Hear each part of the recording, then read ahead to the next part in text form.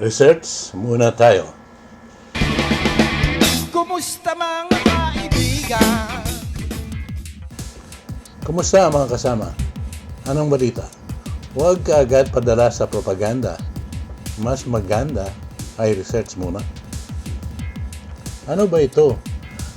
500 million US dollar budget pambili sa media ng Amerika para gawing demonyo ang China?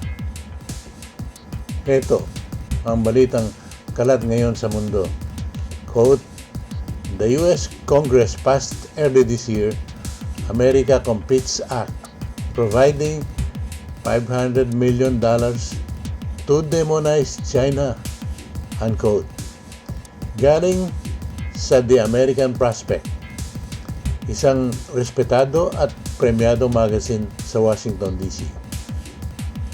Sa weekly program na Ang Maestro sa Katipunan ng Demokratikong Pilipino Channel, iniulat ni Kaado Adolfo Quezon Paglinawan, isang Batikan na history-oriented author at researcher analyst, kung papaano umaabot sa mga Pinoy na bayarang experts, think tankers, kolumnista at reporters ng mainstream media at bloggers trolls ng social media at iba't ibang mga American boys o amboys ang monster budget na ito.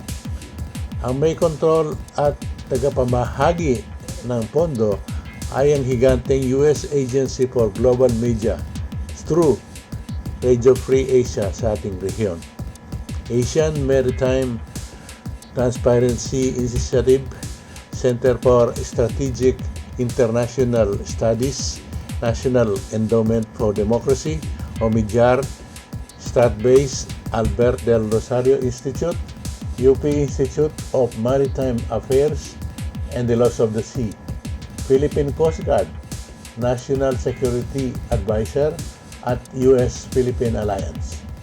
Ilan sa tao may papel sa mga grupong ito, sina Manuel V. Pangilinan ng Metro Pacific, Maria Reza ng Rappler, Ellen Tordesillas ng Vera Files, J. Batong Bakal, J. Tariela, at Jonathan Malaya. Samantala, baka hindi nyo pa alam, nagbibigay ang US-Philippine Alliance ng $1,000 sa sino mang makakalikha ng abstract o article na nagpapalaganap ng American propaganda. Siyempre, laban sa China.